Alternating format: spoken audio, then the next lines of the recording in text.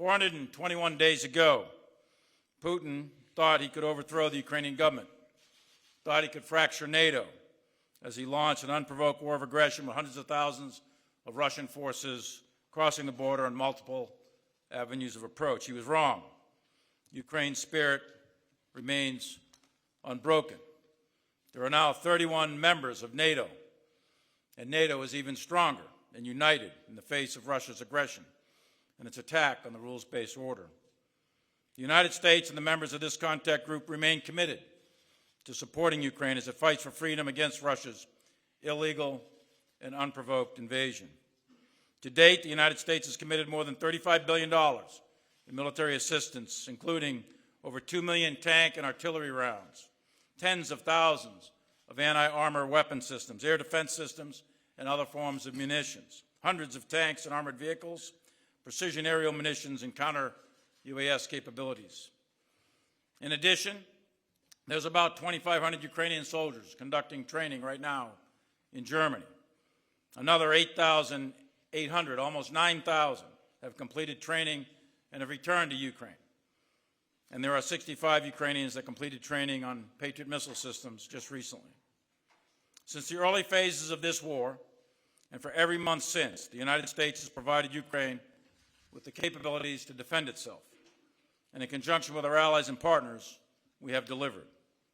This coalition will continue to provide vital training and additional capabilities for air defense and maneuver to enable Ukraine's ongoing fight. Air defense munitions, air defense capabilities, tank munitions, armored vehicle capabilities, artillery ammunition, artillery tubes and rockets, and spare parts remain critical as Ukraine protects its cities and expels the Russian menace from its territory. Our countries and the countries of Europe have pledged that Ukraine will have the capabilities it needs to execute their missions on their own timeline. And we have pledged that support for as long as it takes, as the Secretary just said. This week, the United States announced our latest security assistance package as part of our ongoing commitment to Ukraine. As we stand here today, the Ukrainian military continues to perform very well. Intense fighting in and around Bakhmut continues and has for several months. Russia is expending significant manpower for very little gain. Russia is intensifying indiscriminate shelling in Avdiivka and other cities and urban areas. And Russia continues to pay severely for its war of choice. Unlike Ukrainian forces, who are highly motivated to fight for their country, to fight for their freedom, their democracy, and their way of life, the Russians lack in leadership, they lack will, the morale is poor, and the discipline is eroding. Russia has resorted to tightening conscription laws as they indiscriminately feed their citizens into the chaos of war, and so far they've been quite ineffective in the coordination or direction of combined arms maneuver on the battlefield. Over the past year, Russia's temporary territorial gains have come with enormous losses. Hundreds of thousands of Russians have fled their country in addition to the casualties. They are trying to avoid fighting in Putin's war. Russia continues to fail in achieving its strategic objectives. They failed to seize Kyiv, they failed to topple the Ukrainian government, and they failed to fracture NATO.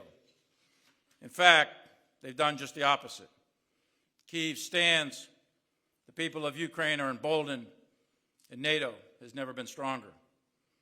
As President Biden and Secretary Austin have repeatedly said, the United States remains committed for as long as it takes.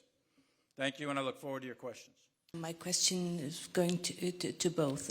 Calling fighter jets. Ukraine said that they need more fighter jets. Poland has just delivered MiGs. Did you talk about fighter jets and how helpful could they be for Ukraine? Right now, what we all believe is what Ukraine needs most urgently is ground-based air defense capability. That is what has enabled them to prevent the Russian air forces from having a meaningful impact in this fight.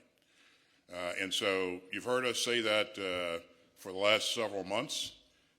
We will continue to say that because that is what is most important in the current and the future fight, the immediate future. We have to make sure that the Ukrainians have the ability to protect their infrastructure, protect their citizens, but also protect troops if the troops are maneuvering. So we continue to engage our partners and allies and emphasize that we need to do everything we can to ensure that Ukraine has adequate air defense, ground-based air defense capability. And I have to applaud the work that our partners are doing. Where possible, they're stepping up to the plate. I believe that we can still do more, and I'm asking them to do more, and I believe that they will respond. First of all, those are policy questions that will be made by political leaders. But from a military perspective, the task is to control the airspace. How you control that airspace can be done in many, many different ways. The most cost-effective, efficient, and way to do that right now for Ukraine, and the fastest way to do that for Ukraine, is through air defense. They've been doing it for over a year now. They've been denying the airspace to effective Russian use. The Russians have been flying some sorties into Ukraine, but limited amounts of sorties over Russian-occupied Ukraine. The Russians have not done battlefield air interdiction deep into Ukraine territory except through missiles and rockets that have been fired from over Russian territory. Why is that done by the Russians? Because the Ukrainians are shooting Russian aircraft down. So the Russians are cautious to come into Ukraine because of the effective use of the Ukrainian air defense system. That is the most critical thing right now, is that air defense system, to make sure that it is robust, it's rigorous, it's deep, and it's layered from high altitude to mid altitude to low altitude, and from short range, mid range to long range. And the frontline forces, the Ukrainian frontline forces, need to be protected. That's the most important critical military task right now. That was the theme of this entire day, was air defense, air defense, air defense, to make sure that Ukraine can defend its airspace. In terms of the aircraft themselves, there's a long lead time for training of pilots, et cetera, and the Russians have a significant amount of air power. And to take the Ukrainian Air Force from where it is today and to build it up to match the Russian Air Force, that's a significant level of effort by lots of countries.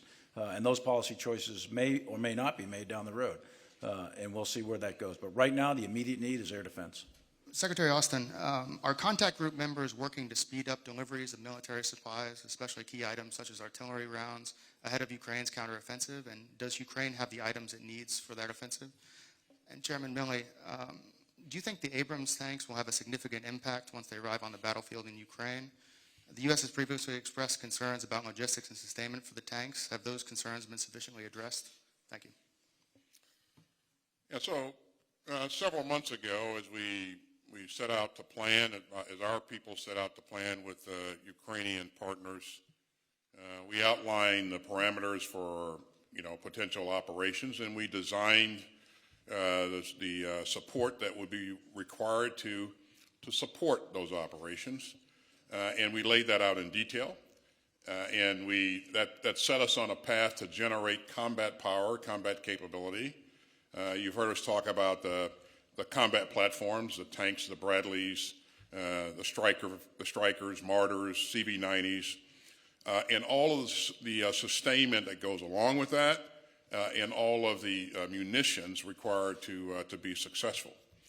As you just heard, both what the chairman and I said, this was really difficult work, but we have met our initial goals to provide what's required to get started. And we know that combat is dynamic, complex, and so we understand that we're going to have to continue to sustain Ukraine's efforts going forward when the fight starts and long after the fight continues. So on the M1 tank, I'm biased, but I think the M1 tank is the best tank in the world. There are other tanks that are quite good. Leopards, for example, are being provided as well. But I do think the M1 tank, when it is delivered, will make a difference. Now, let me distinguish between, in a couple of weeks, you're going to get training tanks. Those aren't quite combat capable, and they'll be used to train the crews on how to shoot, maneuver, and maintain these tanks, and that'll be part of the sustainment package to get them trained up as the other tanks are being refurbished in order to accelerate their delivery. But when they do get here, and those crews are trained, and they're used in a combined arms maneuver tactic in combination with mech infantry, the Bradleys, they'll be very effective. But I would also caution there's no silver bullet in war. The outcomes of battles and wars are the function of many, many variables. And in this case, you would have to make sure that your tanks are used in combined arms with mechanized infantry, artillery. All of that is synchronized with dismounted forces, et cetera. So there is no silver bullet in this case, but I do think the M1 tank, when it's delivered and it reaches its operational capability, that it'll be very effective on the battlefield.